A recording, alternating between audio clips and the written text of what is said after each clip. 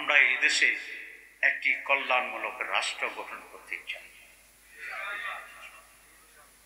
কল্যাণমূলক রাষ্ট্র মানে সকলের অধিকার, ন্যায় বিচার, সকলের জন্য শিক্ষা, ভাত কাপড় বাসস্থান শিক্ষা চিকিৎসার ন্যূনতম যে দাবি চাহিদা, এটা সকল মানুষের জন্য রাষ্ট্রীয়ভাবে নিশ্চিত করা হয়। মানুষের সম্মানকে গ্যারান্টেড করা হবে, মানবাধিকার লঙ্ঘিত হবে না, নারীর অধিকার নারী পাবে, শিশুর অধিকার শিশু পাবে, যুবকের অধিকার যুবক পাবে, পুরুষের অধিকার পুরুষ পাবে। একটা ইকুইটেবল ডিস্ট্রিবিউশন হবে। সেই দেশে শান্তি আর শান্তি বজায় থাকবে, কোনো চুরি থাকবে না, ডাকাতি থাকবে। রাসূল সাল্লাল্লাহু আলাইহি ওয়াসাল্লাম যে হাদিস ছিল, একজন তম্বি তরুণী সুন্দরী নারী এক বিশাল দূরত্বের কথা বলছিলেন, সম্ভবত সিরিয়া এখনকার হায়দ্রাবাদ পর্যন্ত। আল্লাহ রাসূল বলছেন, এখানে একটা নারী একা চলবে, আল্লাহর ভয় আর জন্তু জানোয়ারের ভয় ছাড়া কোন মানুষের ভয় তার হৃদয়ে থাকবে না। এটাই কল্যাণ রাষ্ট্র, এটাই মানবিক রাষ্ট্র, এটাই অধিকার সম্পূর্ণ সমৃদ্ধশালী রাষ্ট্র। আমরা নৈতিকতা আর জ্ঞান এই দুটার সমন্বয়ে একটি উন্নত সমাজ ব্যবস্থা গড়ে তুলব ইনশাআল্লাহ। জ্ঞান ভিত্তিক সমাজ যদি না হয়, নৈতিকতা ভিত্তিক সমাজ যদি না হয়, তাহলে সেই সমাজে কোনো ব্যালেন্স নেই। সুতরাং প্রিয় ভাইয়ের, আসুন দুটো কাজ আপনার।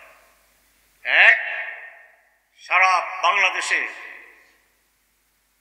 আমাদের যে সংগ্রাম আন্দোলন চলছে, ইসলামী আন্দোলন, একে মানুষের ধারে ধারে নিয়ে এমনভাবে জনমত গড়ে তুলি যে মানুষ যেন আগামী নির্বাচনে একটি কল্যাণের রাষ্ট্রের পক্ষে তার রায় ঘোষণা করতে পারে। দুই, মুরাদনগর, এই মুরাদনগরের প্রতিটি ঘরে বাড়িতে যেন আমরা এই মহান মেসেজ পৌঁছে দিতে পারি, এটাই আমাদের দায়িত্ব। আর মেসেজ গ্রহণ করার দায়িত্ব জনগণ। আমি বিশ্বাস এইবার আমাদেরকে কেউ মুখ ফিরিয়ে দরজা বন্ধ করে দেবেন না। এটার লক্ষণ আমরা দেখছি। আগে যাকে ফোন করলে ফোন দিত না, এবার মিস কল হলে নিজেই ফোন ব্যাক করে। এটা হচ্ছে না? আলহামদুলিল্লাহ। আমাদের আমিরে জামাত আজকে অনেক জনপ্রিয় জাতীয় নেতা, ঠিক না বেটি? একটি দলের জন্য নেতৃত্ব প্রয়োজন, গ্রহণযোগ্যতা প্রয়োজন। তাহলে আমাদের গ্রহণযোগ্য নেতা আছে, আমাদের অতীত সোনালী গৌরবোজ্জ্বল অতীত আছে। আমরা পরীক্ষিত সৎ। আমরা কি, আমাদের মন্ত্রীরা ছিল না, পরীক্ষা হয় নাই, কিছু পাইছে? আমরা পরীক্ষিত সৎ। আমি এক অ্যাম্বাসেডরকে বলেছি, this is only Jamaat Islam in Bangladesh, যারা সততার চ্যালেঞ্জ মোকাবেলা করে পরীক্ষা দিয়ে পাশ করেছে। তোমরা আমাদেরকে কেন গ্রহণ করো না? ইসলাম, ওকে, ফরগেট ইসলাম। আমরা যে সৎ, পরীক্ষিত, স্বীকৃত, এর ভিত্তিতে তো আমাদের সাথে তোমাদের একটা সম্পর্ক দিতে পারে। বাংলাদেশের অন্যতম ক্রাইসিস হচ্ছে করাপশন। এবার নির্বাচনে আমরা করাপশনকে প্রধান ইস্যু বানাবো ইনশাআল্লাহ। এদেশে যদি করাপশন চলে যায়, তাহলে এদেশ এমনিতেই দ্বিগুণ সমৃদ্ধ। আর করাপশন মুক্ত দেশ গড়ার চ্যালেঞ্জ নিতে পারে একমাত্র জামাত ইসলামী, এবং সেটাতে বলেছি আমরা টেস্টেড। জোর গলায় বলতে পারেন না?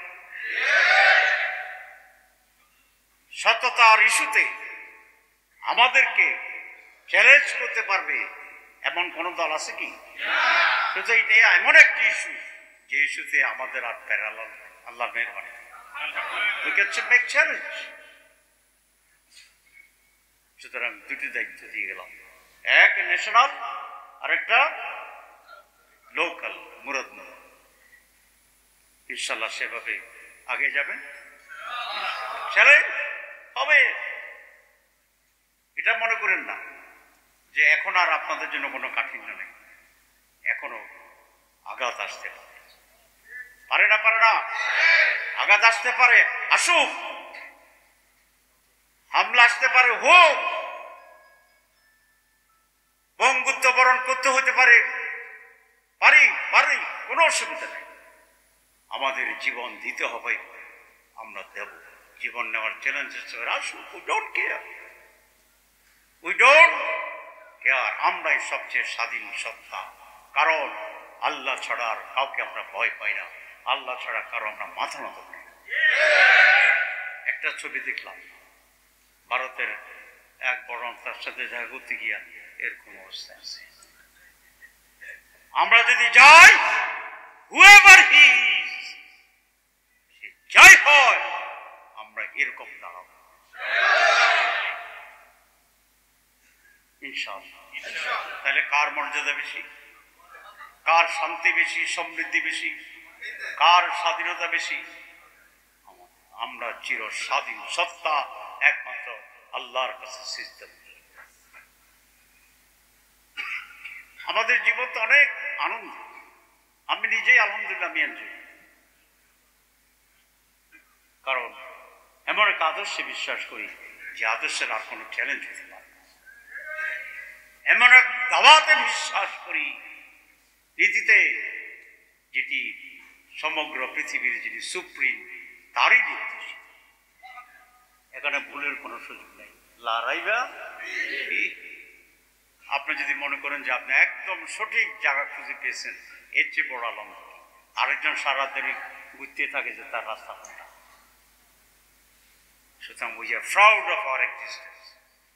আমরা আমাদের অস্তিত্ব এবং পরিচয় নিয়ে আমরা গর্বিত।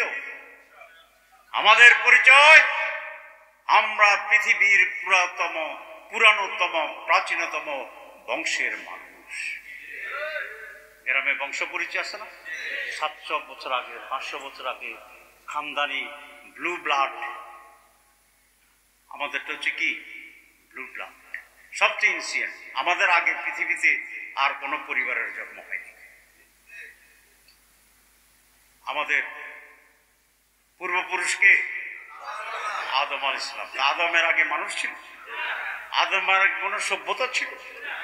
তাইলে আমরা সবচেয়ে পুরানো সভ্যতার উত্তরাধিকার, আমরা আদমের সন্তান। আর যারা বানরের সন্তান তাদের কথা আলাপ করলাম।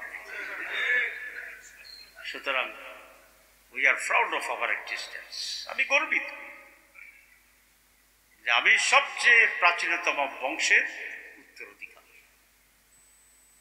এবং পৃথিবীর প্রথম সভ্য মানুষকে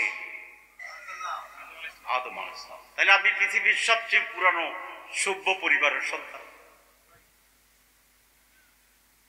হযরত আদম কি ছিল? নবী। আমি পৃথিবীর প্রথম নবীর সন্তান পরিবারের। এটা বুঝেন না? বুঝেন? এইভাবে নিজেকে তৈরি করেন, এভাবে নিজের ভিতরে ব্যক্তিত্ব তৈরি করেন, এইভাবে মানসিকতা তৈরি করেন, সাইকিক তৈরি করেন, দেখবেন সমাজ আপনাকে গ্রহণ, আপনার সমাজকে মিশতে হবে।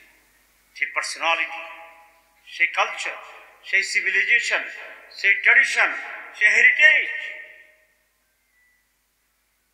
আমাদেরকে দেখো। প্রিয় ভাইরা, সম্মানিত ভাইরা, আমি মহান আল্লাহর দরবারে এই শুকরিয়া দেব, তিনি আমাদেরকে এমন একটি মর্যাদার অধিকারী। আমি অনেক আবেগ আপ্লুত হই। প্রিয় ভাইরা, খোদার কসম, আজ বাংলাদেশ জামাত ইসলামী যেভাবে মানুষের কাছে মর্যাদার সাথে উচ্চারিত, জামাত ইসলাম বললে মানুষ যেমনি ভাবে আমাদের দিকে অনেক আগ্রহ সহকারে থাকে, তার বিপরীত ছিল। এই যে মানুষের ভিতরে হঠাৎ করে আল্লাহ রাব্বুল আলামিন একটা অবস্থান তৈরি করে দিয়েছে, এটার জন্য সত্যি আমি ব্যক্তিগত অনেক আবেগ। এটা একটা বিরাট সুযোগ আমাদের জন্য। সুযোগ দীর্ঘায়িত হয় না। এই সুযোগকে অল্প সময়ের ভিতরে কাজে লাগিয়ে আমরা যদি একটা স্থায়ী অবস্থান তৈরি করতে পারি বাংলার মাটিতে, তাহলে আমাদের ভবিষ্যৎ হবে অনেক বেশি সোনালী। আর এই সুযোগটা যদি আমরা হাতছাড়া করে দিই, স্বাভাবিক গতিতে আমরা চলি, তাহলে আমাদের অবস্থান আবার নতুন করে কণ্ঠাকীর্ণ হয়ে যেতে পারে।